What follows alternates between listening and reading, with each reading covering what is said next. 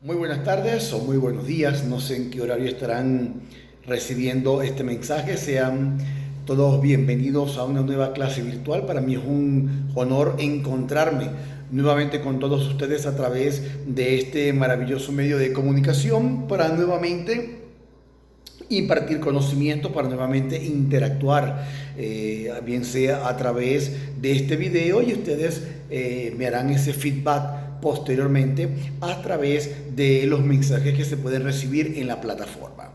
El tema que estuvimos viendo la semana pasada y que continuamos en esta oportunidad es acerca de cómo ser un excelente comunicador. Pero antes de iniciar con esto, quisiera también darles un mensaje del señor Eduardo Rodríguez Giolitti, uno de los periodistas venezolanos más reconocidos, bien sea en el territorio del Caribe como fuera de él. Escritor también, también ha estado como cantante, en fin. Pero hay un mensaje que me llamó mucho la atención y el cual quisiera compartir con todos ustedes, y dice así: si eres sensible, todo es posible. Así de sencillo, bastante corto, pero creo que es bastante asertivo, y más cuando somos educadores, cuando somos comunicadores, cuando estamos dentro del contexto educativo, y también más por lo que estamos padeciendo todos, que nadie se escapa de esta triste, dura, pero en parte gratificante realidad como es esta contingencia del COVID-19. Muy bien, en este orden de ideas quisiera que iniciáramos lo que corresponde a la segunda parte de cómo ser un excelente comunicador.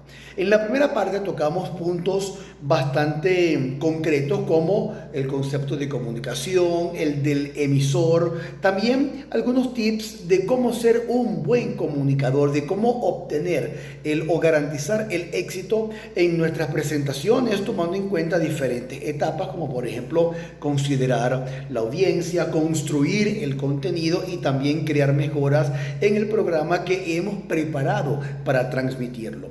Recuerde que nosotros somos la imagen, nuestra voz también representa un medio de comunicación, un medio de persuadir, un medio en donde vamos a ir sembrando nuestra credibilidad, de la cual no se gana de la noche a la mañana, sino que con el trabajo, con la disciplina, con la constancia, con el ejemplo, se va ganando cada uno de estos factores.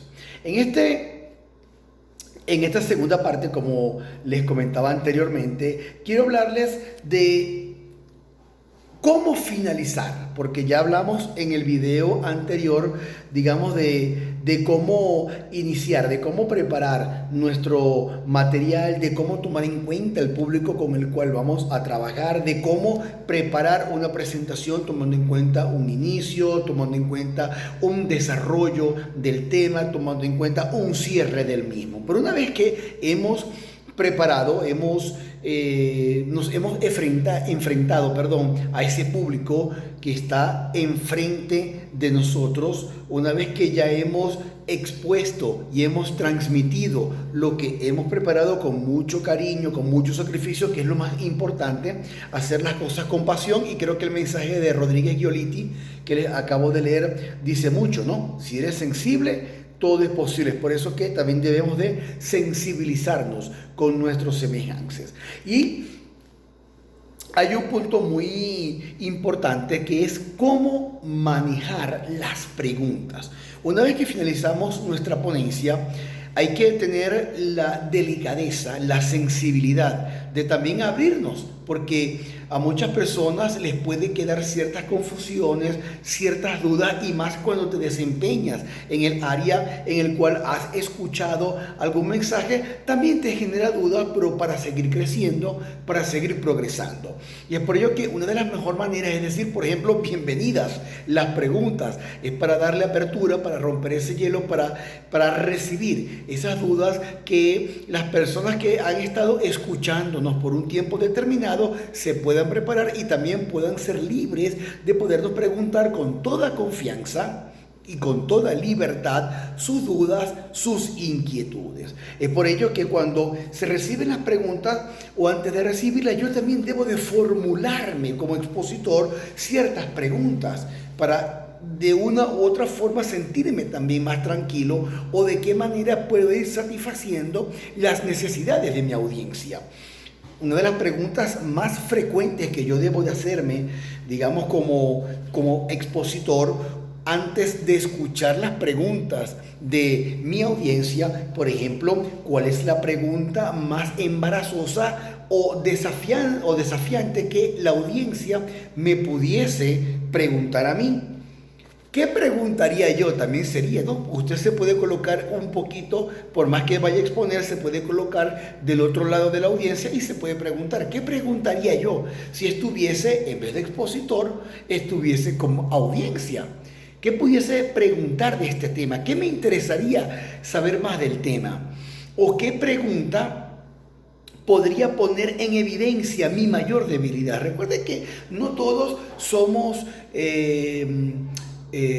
vamos a manejar perfectamente por más que queramos, o de una u otra forma podemos tener alguna debilidad. Y recuerde que somos seres humanos, que somos imperfectos, y en medio de esta imperfección también tenemos muchas debilidades. Así que, ¿cuál sería una pregunta que pudiese demostrar una debilidad que yo puedo tener? Es por ello la importancia de prepararnos antes, durante y después de una exposición.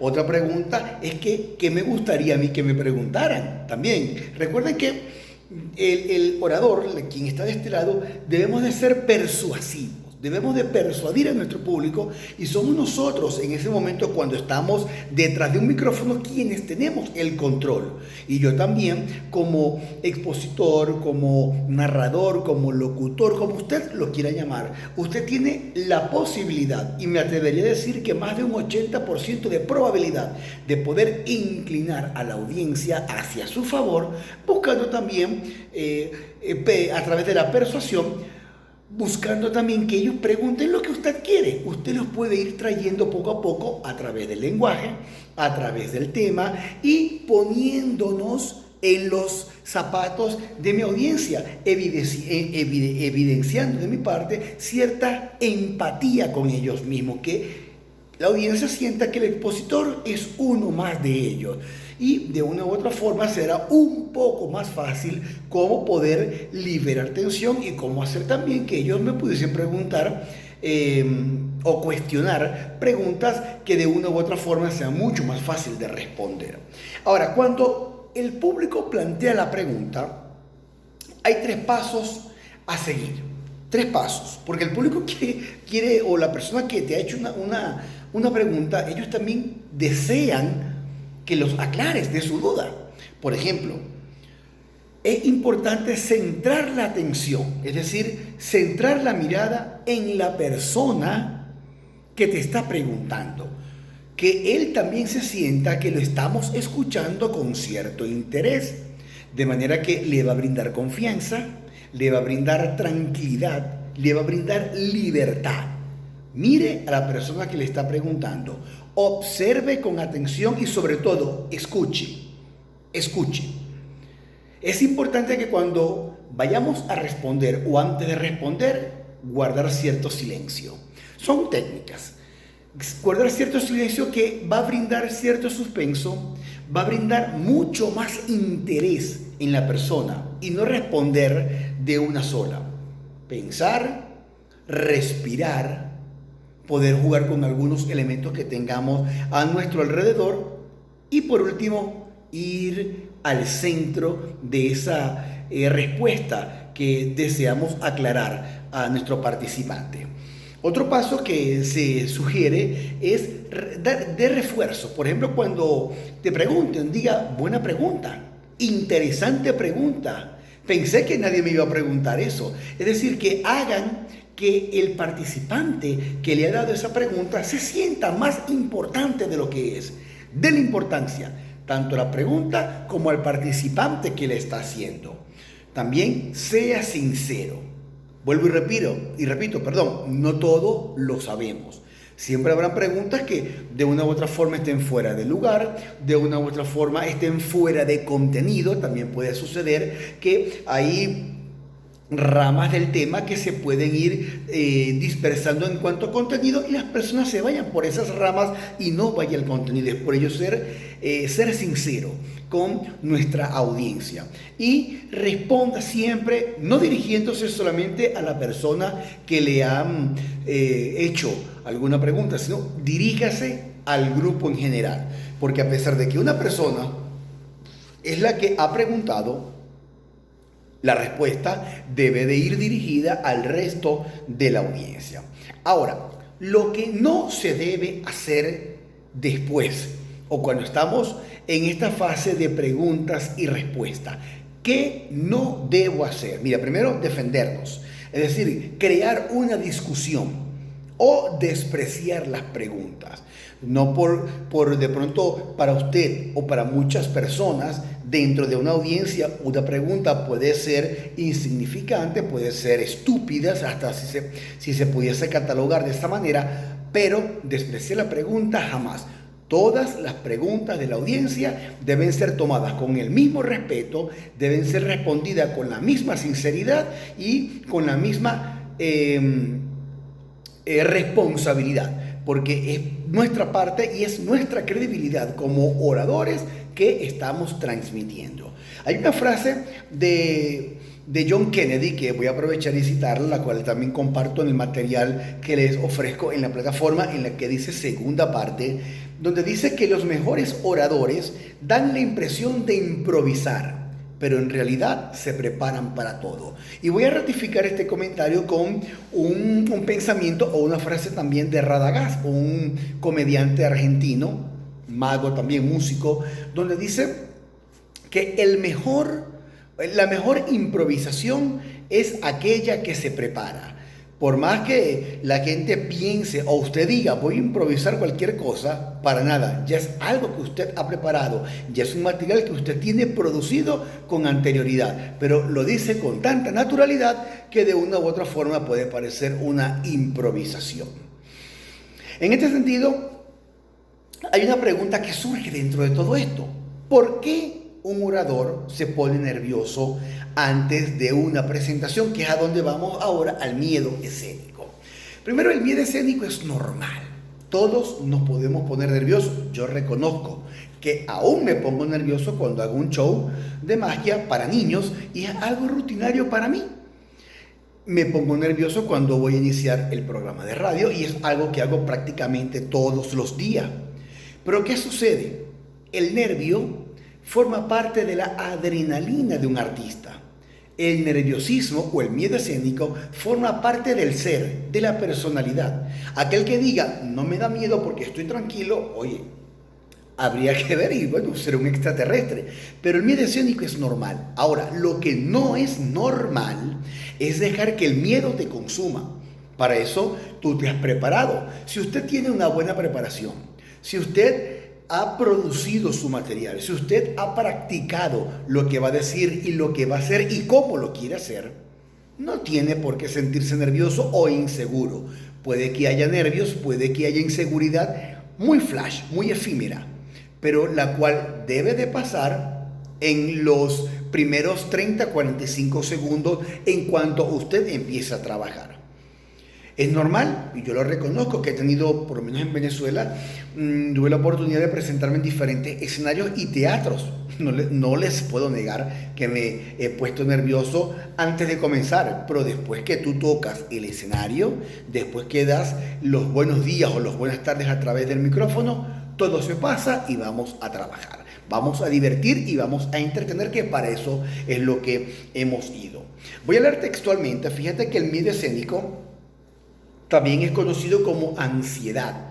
Una ansiedad por la comunicación o miedo al público, una fobia que le podemos crear al público. Es un temor que se experimenta por lo general en los primeros minutos de presentación, que es lo que les acabo de decir. Un alto porcentaje de las personas que realizan presentaciones lo sienten en cierto grado, incluso los oradores, locutores, animadores más experimentados. Así que es algo totalmente normal. Usted respire profundo y confíe, que estoy más que seguro que lo va a lograr y va a triunfar también.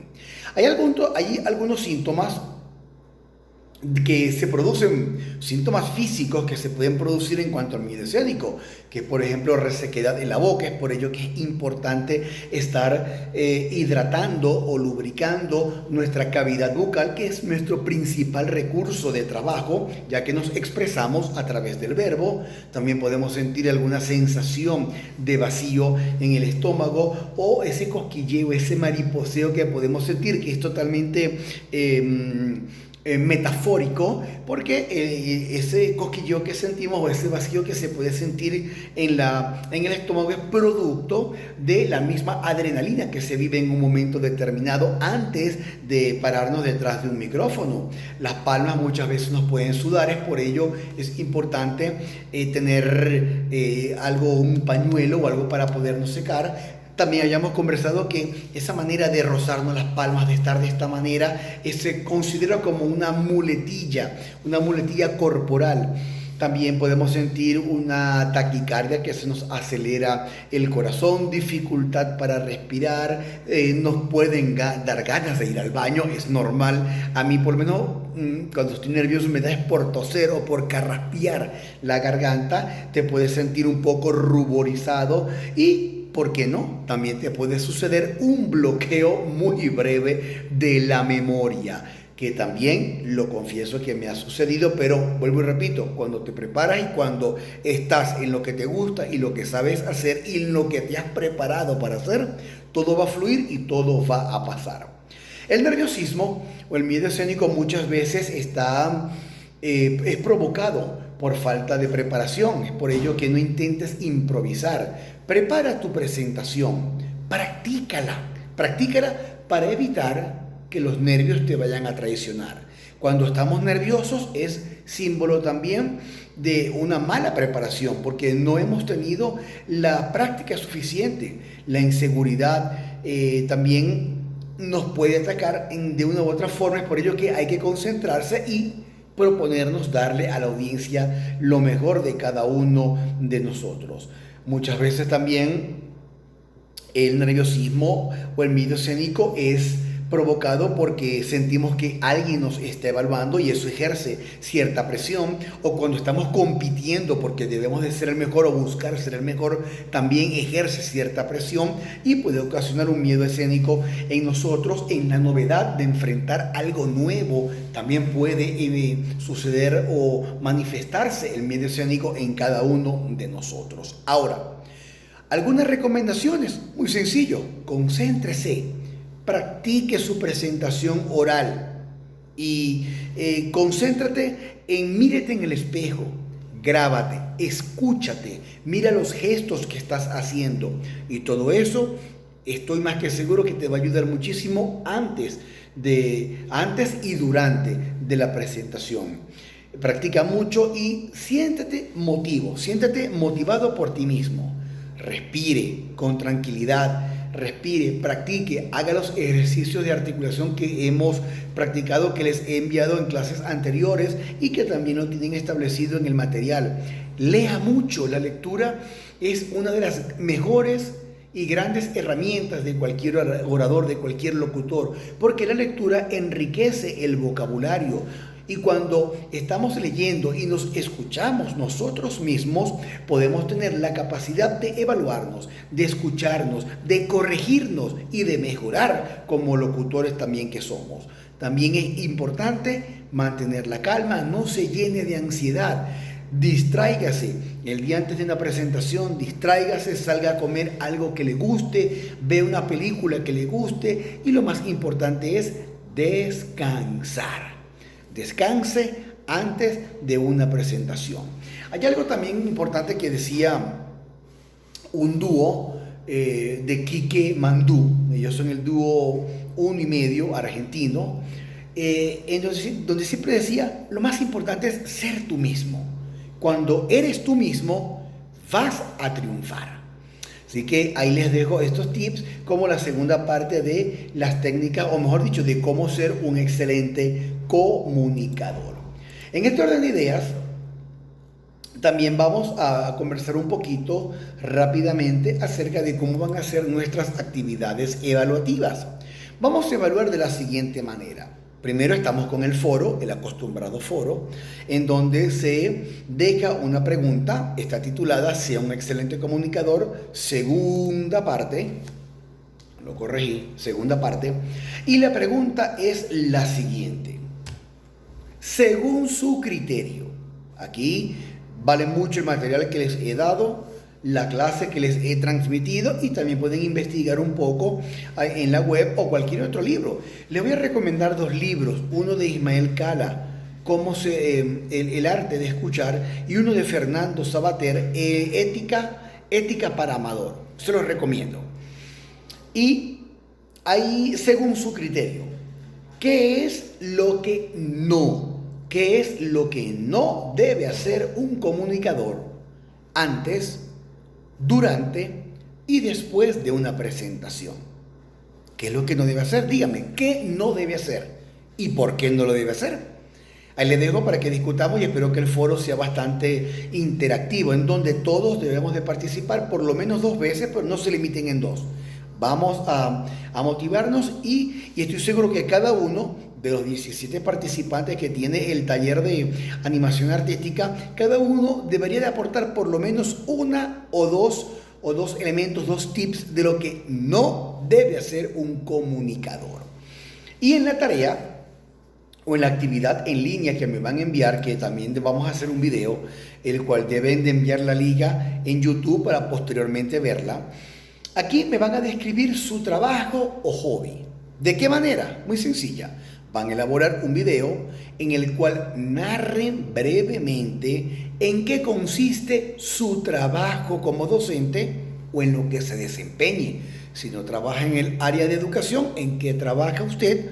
Y quisiera que me lo describiera. O también descríbame algún hobby o actividad que practique, bien sea actividad deportiva, actividad religiosa, como usted lo desee. Pero describa lo que hace. En un video, por favor, de 3 minutos, no más de 3 minutos.